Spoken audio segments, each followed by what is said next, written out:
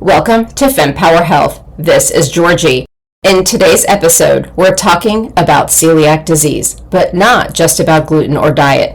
We're looking at why so many people, especially women, people of color, and families in certain parts of the country are still waiting years for a diagnosis, even when they have clear signs that should lead to testing. And if you already have a diagnosis but still feel sick, you're not imagining it. I'll share new research that explains how changes in the gut, what scientists are now calling an immune scar, may be why symptoms keep coming back even if you're doing everything right. This is one of those stories that reminds us how much our bodies and the health system can hold on to old patterns and why it's so important to stay curious, informed, and connected.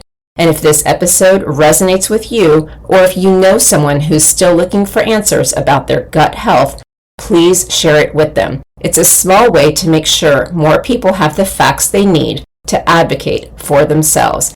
And thank you for being here and for caring enough to keep learning about how your body works. So let's get into it. Celiac disease isn't just gluten. So why is diagnosis delayed and why do symptoms linger?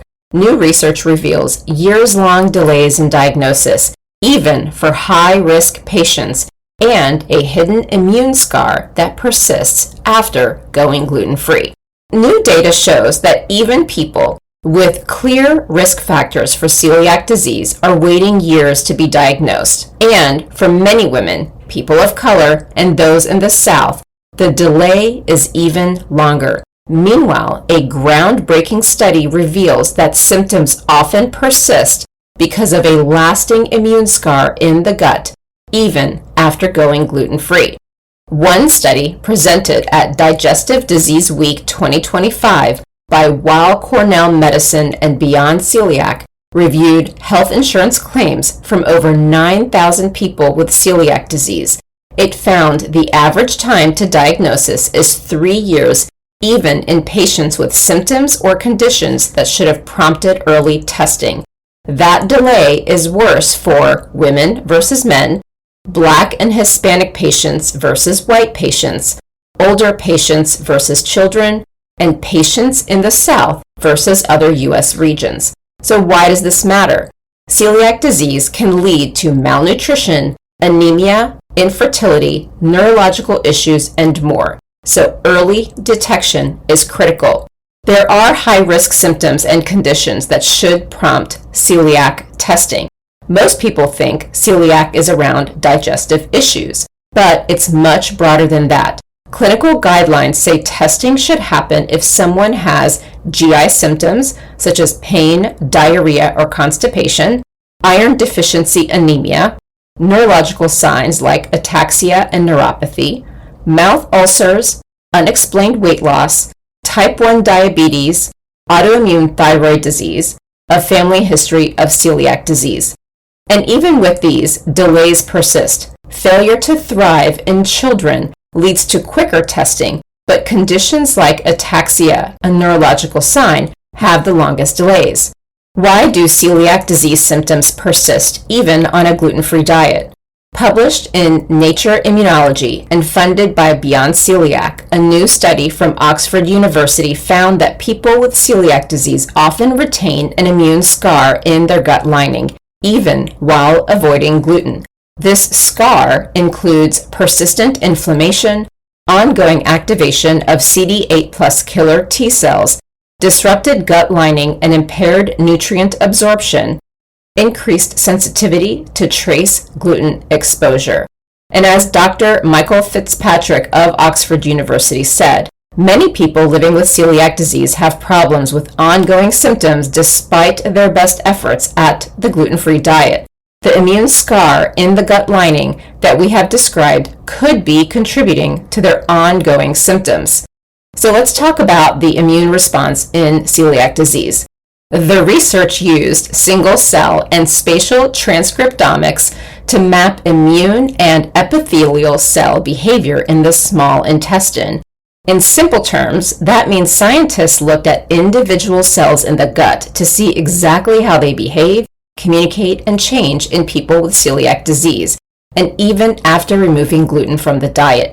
Notable findings include expanded CD8 plus T cell populations targeting the gut lining, immune control centers that persist after gluten removal, disrupted epithelial function and chronic inflammation, and potential new targets for future celiac disease treatments. This may explain why current therapies like the gluten-free diet work for some, but not all patients. Now, the celiac disease disparities reflect a broader health equity problem, which we all know. These findings underscore persistent health inequalities in autoimmune care. Women's symptoms are dismissed or misattributed, communities of color face systemic delays in diagnosis, and children and families struggle to get early intervention. Celiac disease is not just a digestive disorder. It's a complex autoimmune condition that needs more than just go gluten-free as a solution. So I highly recommend that you follow Beyond Celiac for research and advocacy. They are one of the most impactful organizations that are pushing forward high-quality peer-reviewed research, advocacy for early testing and diagnosis, and insights into treatment, innovation, and unmet needs. If you've experienced celiac disease, gluten sensitivity, or persistent symptoms despite going gluten-free, I'd love to hear from you. Feel free to reach out to Fempower Health. You can find the information in the show notes. Thank you for joining me today, and you can find the full piece in the Fempower Health newsletter. The link is in the show notes. You can also find more resources at fempower-health.com. Thank you so much for listening. Thank you for joining me today on Fempower Health. If you'd like to continue the conversation, please follow me on social media. I am most active on Instagram, LinkedIn, as well as TikTok. You can also subscribe to the weekly newsletter if you want to stay off social media to get the latest and greatest updates. And you can find the link to that either on my website, fempower-health.com, which is a hub to all the different health topics I've covered over the past 5 years, or you can go to the show notes where there's links to all the helpful resources that are relevant to this discussion. And if you know of someone in your life who would benefit from this information, please do pass this along, because that is how we can ensure this important information reaches those who need it most. And for anything that is discussed medically, please understand that none of what we share on Fempower Health is medical advice. It is all for information purposes only, and only a conversation between you and your doctor can give you the care that you need. Thank you very much.